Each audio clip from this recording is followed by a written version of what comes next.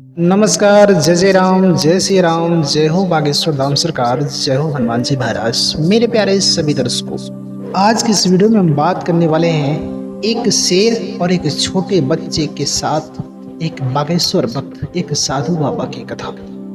ये कथा बहुत ही ज्ञानवर्धक और प्रेरणादायक कथा है। अगर आप इस कथा के अंत तक बने रहते हैं तो वाकई में ये आपके जीवन में कुछ न कुछ नई सीख दे करके जाएगी। तो आप इस वीडियो के अंत तक जरूर बने रहिएगा। तो चलिए बिना देरी किए इस कहानी को हम शुरू ही करते हैं। बहुत प्राचीन समय पहले की बात है।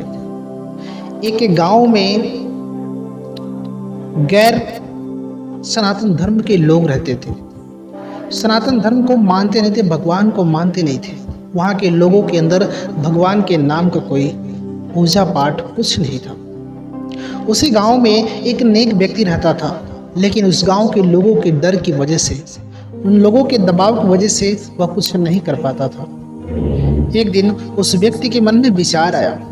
उस गांव के कुछ ही दूर पर एक साधु बाबा रहते थे जो भगवान के भक्त थे। वह व्यक्ति उस साधु बाबा के पास में जाता है। साधु बाबा से कहता है, क्या आप भगवान के वाकई में भक्त हैं? अगर आप भगवान के सच्चे भक्त हैं तो आप मेरा एक काम करके दिखाइए, तभी मैं आपको मानूंगा कि आप भगवान के सच्चे भक्त हैं। साधु बाबा ने कहा, कहो व्यक्ति, क्या कहना चाहते हो? उस व्यक्ति ने साधु बाबा से कहा कि बाबा जी, मैं जिस गांव में रहता हूँ उस गांव में किसी को अंदर जाने का परमिशन नहीं होता है। कोई भी अगर भगवान का भक्त हो, भगवान के बारे में बातचीत करता हो तो वहाँ के लोग उसे उस गांव से धक्के मार करके बाहर निकाल देते हैं। इसलिए मैं चाहता हूँ कि आप मेरे गांव में जाइए और मेरे गांव के लोगों को जागरूक करिए, भगवान के भक्ति को दिखाइए, सनातन धर्म का प्रचार करिए, भगवान को बताइए, ताकि हमारे गांव के लोग भगवान को मानना शुरू कर दें, भगवान का भजन कीर्तन करें, भगवान का मंत्र बनाएं और भगवान का पूजा पाठ करें। साधु बाबा ने कहा, बेटे, इस छोटी सी बात के लिए तुम इतना दूर तक आए हो। मेरा तो यही काम है, गांव गांव जाना, भगवान की भक्ति करना और लोगों को भगवान की भक्ति करना सिखाना। तुम बेफिक्र होकर के अपने घर जाओ, मैं अवश्य ही तुम्हारे गांव में आऊँगा। वह लड़का चुपचाप वहाँ से धीरे से अपने गांव चला गया और गांव में किसी को कानों कान खबर नहीं हुआ लड़का कहाँ पर गया था। उसके बाद कुछ दिन बीतने के बाद वह साधु बाबा अपने लाठी के सहारे धीरे धीरे चलते चलते उसी गांव में आए। उस गांव के पास एक घना जंगल था। उस घने जंगल के रास्ते वह साधु बाबा जो है उस गांव में पहुंचे थे। जब उस गांव में पहुंचे, उस गांव के बाहर एक बरगद का बहुत बड़ा पेड़ था। उस पेड़ के नीचे वह बाबा बैठ गए। बैठ करके वहीं पर भगवान की भक्ति भाव, आराधना, भजन कीर्तन करने लगे। वह बाबा जब वहाँ पर भक्ति भाव करने लगे तो किसी को कुछ मालूम नहीं था कि वहाँ पे कोई बाबा है। लेकिन एक दो दिन बीतने के बाद वहाँ गांव के लोग जब खेतों में काम करने आए तो देखा कि यहाँ कोई अजनबी आदमी आया है जो भगवान का भक्ति भाव कर रहा है। लोगों ने उस बाबा को चारों तरफ से घेराव कर लिया और बाबा से पूछने लगा कि तुम कहाँ से आए हो, ये क्या कर रहे हो? बाबा ने कहा, मैं वही कर रहा हूँ जो तुम लोगों को भी करना चाहिए। मैं यहाँ पर बैठकर भगवान का आराधना कर रहा हूँ, भगवान का भजन कर रहा हूँ, भगवान का सुमिरन कर रहा हूँ। लोगों ने कहा, ये भगवान क्या होता है? यहाँ जंगल में बैठकर तुम्हें भगवान कहाँ मिल रहा है?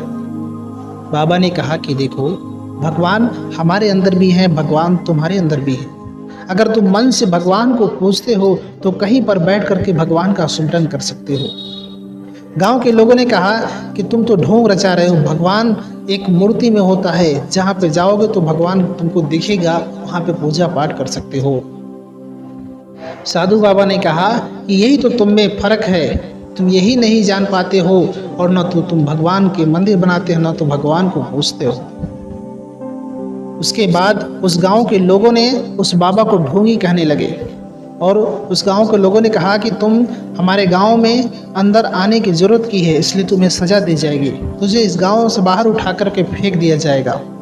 उसके बाद उस गांव का एक व्यक्ति ने आया, उसने कहा कि इसको इस गांव से बाहर फेंकने से बहुत बड़ी सज़ा नहीं होगी, इसे इसी गांव में रखेंगे और इसे अपना गुलाम बना करके रखेंगे, इसे अपने तरीके से इससे काम करवाएंगे। उस व्यक्ति का कहा हुआ पूरे गांव मान गए उस बाबा को दबाव बना के रखने के लिए, नौकर बना के रखने के लिए उस गांव में तैयार हो गए। अब उस गांव के लोगों में यह सूचना दे दी गई कि यह गैर मुस्लिम का आदमी है, यह एक साधु बाबा है, इसके रास्ते में कांटे चुभा दिया जाए। उस बाबा को जहाँ पे रखा गया वहीं रास्ते में कांटा बिछा दिया गया, क्योंकि यहाँ के सभी लोग गैर मुस्लिम थे। वहाँ के लोग बाबा को नहीं मानते थे, बाबा को तरह तरह की पीड़ा देने लगे। उस गांव के छोटे छोटे बच्चे उस बाबा जी को परेशान करते थे, उनके ऊपर गंदे कचड़े फेंकते थे, उनके लिबास को खराब करते थे। लेकिन वह साधु बाबा सब कुछ सहन करते थे, क्योंकि उन्हें मालूम है कि सत्य के रास्ते पे कठिनाई को सामना करना पड़ता है। जो भगवान का भक्त होता है उसे कष्ट से गुजरना पड़ता है, इसलिए बाबा हर एक कष्ट को सहते थे। छोटे छोटे बच्चे उनका मजाक बनाते थे, फिर भी बाबा किसी से कोई शिकायत नहीं करते थे। उस गांव के लोग उस बाबा के ऊपर कितना ही जुल्म किए, लेकिन उस बाबा के अंदर उस गांव के प्रति कोई नफरत पैदा नहीं हुआ, बल्कि वह बाबा चाहते कि यहाँ के लोग धीरे धीरे हमारी तरह हो जाए, हमारे जैसे तब्दील हो जाए। वहाँ के लोग तो लोग, वहाँ की औरतें भी बहुत कठोर दिल की थी। वह जो है बाबा पे थोड़ा भी रहम नहीं खाते थे। इसी तरह गांव के लोग बाबा पे अत्याचार करते रहे। अत्याचार करते करते कुछ दिन बीत गए। एक दिन गांव में हल्ला और शोर शराबा हो रहा था। उसके बाद उस गांव से एक औरत आई बाबा के पास, कहा, ओ बाबा, मेरा बहू का एक बहुत सुंदर बेटा हुआ है और पूरे गांव में धूमधाम से खुशियां मनाया जा रहा है। चलो तुमको भी मैं इस खुशी पे 2 रोटी खिला दूंगी, जिससे तुम जीवित रहोगे। फिर भी वो बाबा मुस्कुराते रहे। उस औरत ने कहा, तुम कैसे कठोर दिल को, तुम्हारे ऊपर इतना अत्याचार होता है फिर भी तुम मुस्कुराते रहते हो। साधु बाबा ने कहा, मैं तो उस भगवान के सहारे पर हूँ, उस भगवान ने मुझे यहाँ पर भेजा है, इसलिए मुझे तुम लोगों के अत्याचार से कोई तकलीफ नहीं है।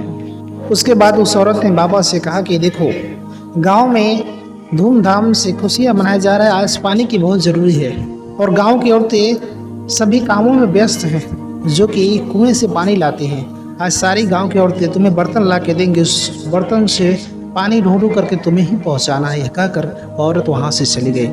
सभी गांव की औरतें अपने अपने मटके ला करके उस बाबा के पास रखती है। वह बाबा कुएं की तरफ मटका लेकर जाने लगे। जब मटका लेकर जाने लगे, बहुत जोर से एक गर्जना हुई।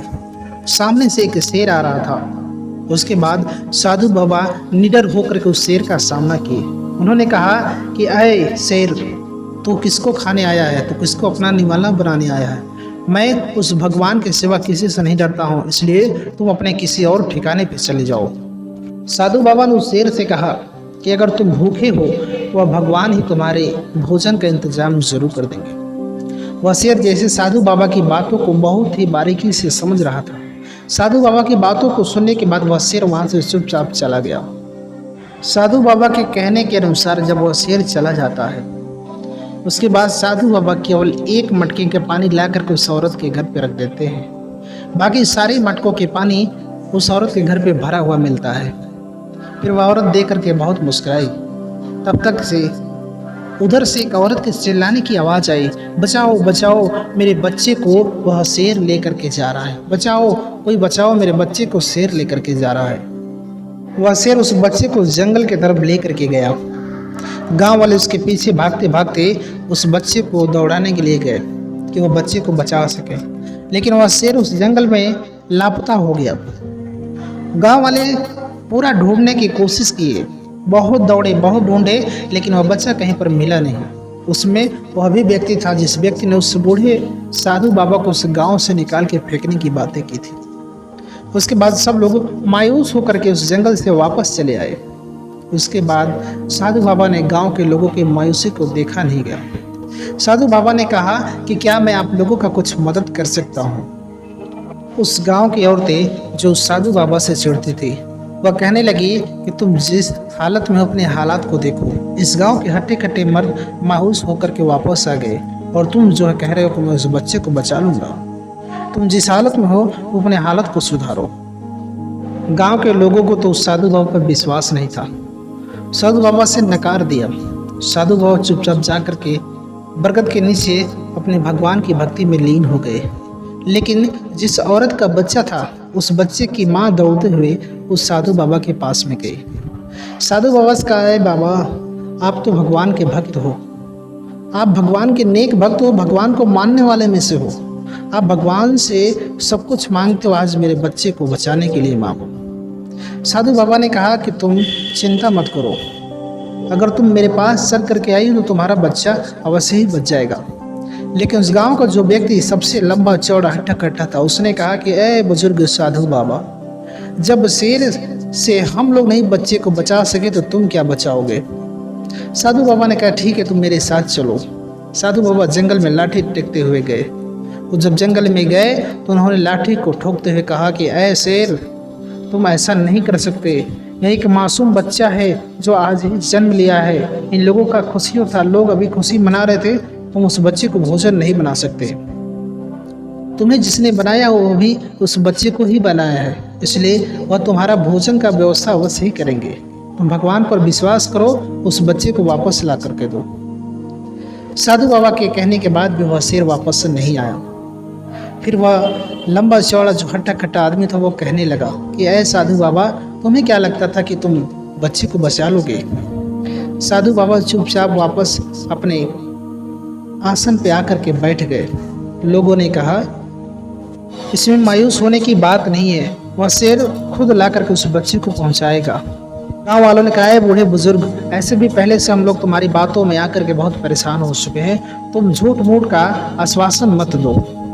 उसके बाद वह साधु बाबा अपने आसन पर बैठकर भगवान का भक्ति करने लगे, भगवान को सिमरन करने लगे कि हे भगवान, आज अपने भक्त का लाज बचाइए।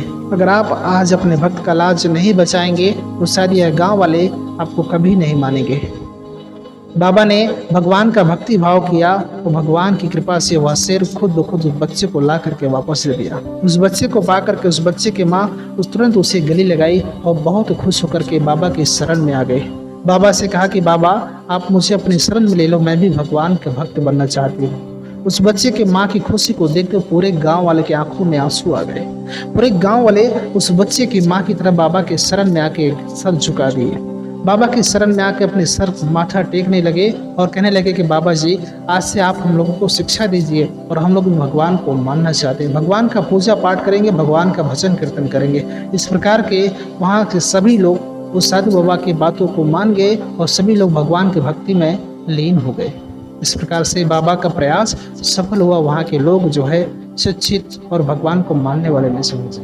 मेरे प्यारे सभी दर्शकों, इसलिए कहा गया है कि कभी भी आपको भगवान पर विश्वास जरूर करना चाहिए, क्योंकि भगवान की भक्ति के रास्ते पर चलने पे कठिनाइयाँ तो आती हैं लेकिन सफलता जरूर मिलती है। इस कहानी से आपको क्या सीख मिली कमेंट बॉक्स में जरूर बताइएगा। मिलेंगे हम आपसे एक और नई कहानी के साथ, तब तक के लिए नमस्कार।